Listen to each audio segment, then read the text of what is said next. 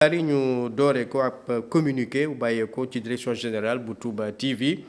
direction générale bu Touba TV di xamle ni émission taarixu juma ni ki démb ci altine gi ñaar fukki fan ci weeru mars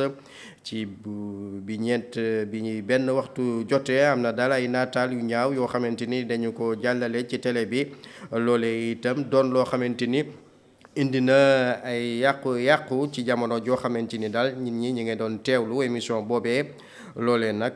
direction générale bu Touba TV ak ay téléspectateurs am ñaawlu nañu ko lool te fas yéene ne yóbbu mbir mi fa mbaxane doone benn nee nañu sax loolee ab sabotage la te ñaka def lañu ca jublu moo di suul télévision Touba TV gannaaw itam télé la boo xamante ni lépp daf ko teg ci diine.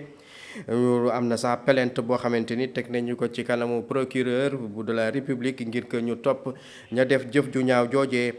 lu ñu ngi fàttali sax nekk ci àdduna bi amoon na ci ab chaîne boo xamante ni lu di mel itam toppoon na ko loolee sax moo sabab ñu fas yéene fi dalal ki nga xamante ni moom moo directeur de programme bu Touba TV monsieur Djibril Ndaw ñu ngi lay nuyu di la ziara.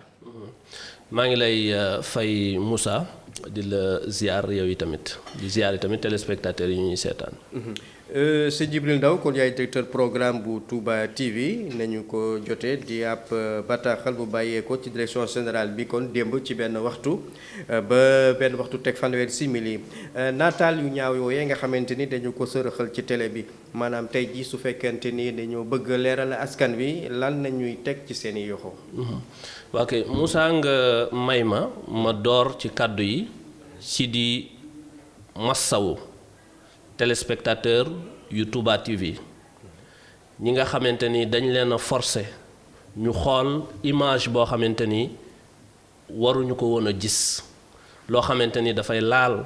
seen pas-pas di laal seen ngëm muy loo xamante ni nag télévision Touba TV ci direction bi daf ko condamné fermement waaye yemuñu si ñu di ci naqarlu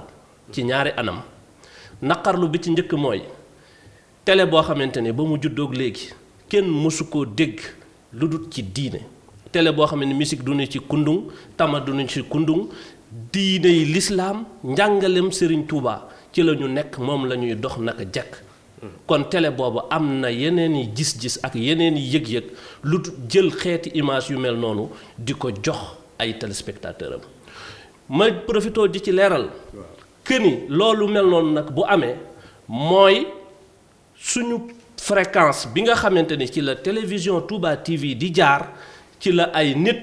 sukkandiku porox ndollu ci dugal ci loo xamante ni ñeneen danañ ko séen jàpp ni lii télévision Touba TV moo ko teg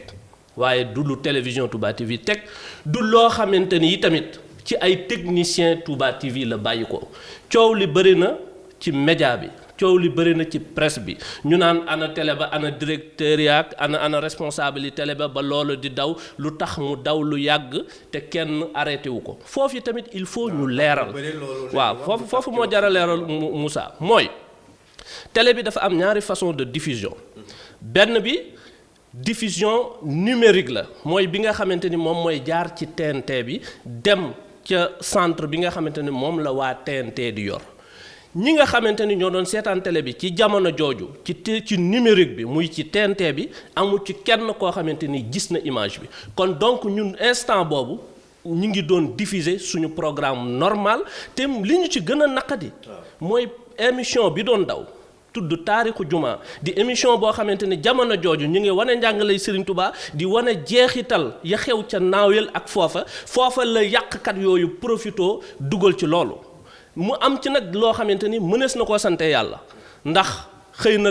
yàq gi mënoon naa gën a sore bu doon jaar na ci réseau TNT bi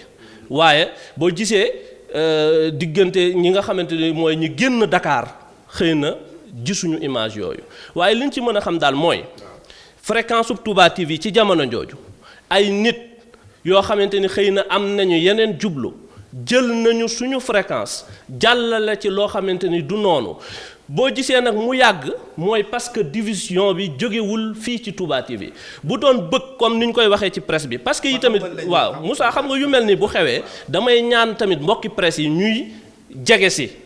ci ñun responsable yi laaj leen bu ñu sukkandiku ci ay presse gis naa ci sax léegi ñi nga xamante ni sax ñooy humoristes yi def ay émission reetaan loo sax dugg ci naan ana responsable yeeg yu mel noonu c'est-à-dire que da ngay laaj ñu wax la bëgg ñun ñëpp xam nañ bëgg ni muy demee bëgg bu amee mooy serveur wala jumtuwaay bi nga xamante ni moom moo yor diffusion bi boo ko disconnecté boo ko dindee ci courant bi automatiquement diffusion bi dafay taxaw kon bu fekkonte ni bëgg la ñun à notre niveau danañu dindi